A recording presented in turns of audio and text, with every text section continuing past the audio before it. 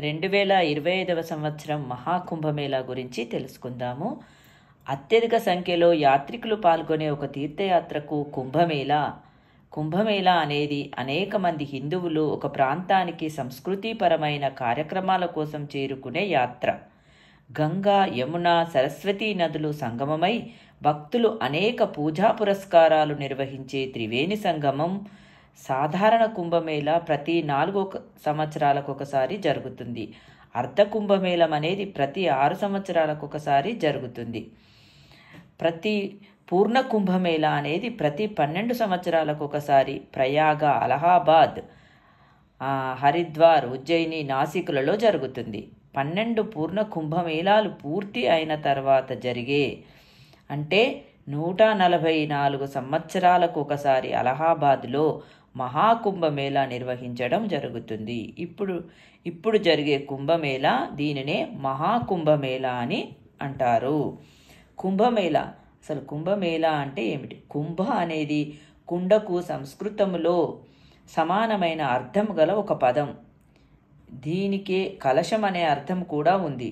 భారత ఖగోళ శాస్త్రం ప్రకారం కుంభం అనేది ఒక రాశిని కూడా సూచిస్తుంది. ఈ రాశిలోనే ఈ పండుగను నిర్వహిస్తారు. మేళా అంటే కూటమి, కలయిక లేక జాతరగా భావించవచ్చు. అనేక మంది హిందూ యాత్రికులు గంగానది వద్దకు చేరుకొని చేసే వేడుకయే కుంభమేళా.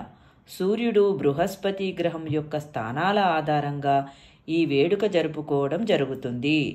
సూర్యుడు, బృహస్పతి సింహరాశిలో ఉన్నప్పుడు ఈ కుంభమేళాను నాసిక్ త్రయంబకేశ్వర్లోను, సూర్యుడు మేషరాశిలో ఉన్నప్పుడు హరిద్వార్లోను, బృహస్పతి వృషభ రాశిలో, సూర్యుడు మకర రాశిలో ఉన్నప్పుడు కుంభమేళాను ప్రయాగలోను, బృహస్పతి, సూర్యుడు వృశ్చిక రాశిలో ఉన్నప్పుడు ఉజ్జయినిలోను నిర్వహించడం జరుగుతుంది. ప్రతి స్థలములోనూ కుంభమేళా నిర్వహించే తేదీలను సూర్యుడు, చంద్రుడు, బృహస్పతి యొక్క స్థానాల ఆధారంగా ఎప్పటికప్పుడు నిర్ణయించడం జరుగుతుంది. ప్రాచీన భారత వేదకాలం నుండే ఈ మేళాను నిర్వహించే ఆచారం ఉన్నట్లు భావిస్తున్నారు. హిందూ పురాణాలను గమనిస్తే పురాణ గాథలలో, హిందూ సిద్ధాంతాలలో క్షీరసాగర మదన సందర్భంలో, భాగవత పురాణంలో, విష్ణు పురాణంలో, మహాభారతంలో, రామాయణంలో కుంభమేళకు సంబంధించిన ప్రస్తావన కనిపిస్తుంది. పురాణాలను పరిశీలిస్తే దేవతలు శక్తిని పోగొట్టుకొని దానిని తిరిగి పొందడం కోసం అమృతాన్ని సంపాదించాలని క్షీరసాగర మదనానికి పూనుకుంటారు. దీనికి గాను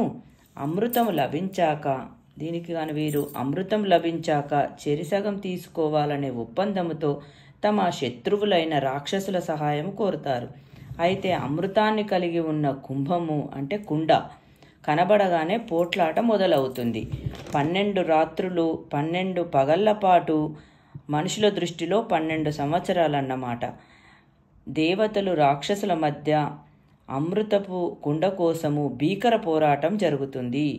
ఈ యుద్ధ సమయంలో శ్రీ మహావిష్ణువు ఈ అమృతపు కుంభాన్ని తీసుకొని పారిపోతూ ప్రయాగ, హరిద్వార్, ఉజ్జయిని, నాసికులలో కొన్ని అమృతపు బిందువులు చిలకించాడని నమ్ముతారు.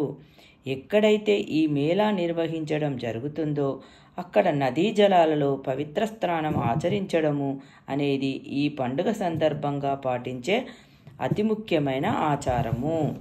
కుంభమేళా యొక్క ప్రత్యేకత ఏమిటంటే గంగా, యమున, మైథిలీక నదులు సంగమ స్థలాల్లో స్నానం చేస్తే పాపాలు నశించి మోక్షం లభిస్తుందని నమ్మకము. దేశవ్యాప్తంగా సాధు సన్యాసులందరూ పాల్గొని తమ ఆధ్యాత్మిక ప్రవచనాలు అందిస్తారు.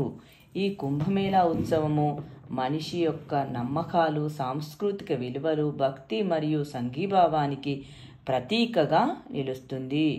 తేదీలు, ప్రదేశాలు, ఉత్సవాలు కాలానుగుణంగా మారుతూ ఉంటాయి, కానీ దాని మహత్తు మాత్రం ఎప్పటికీ తగ్గదు. ఇదే మహాకుంభమేళా యొక్క విశిష్టత.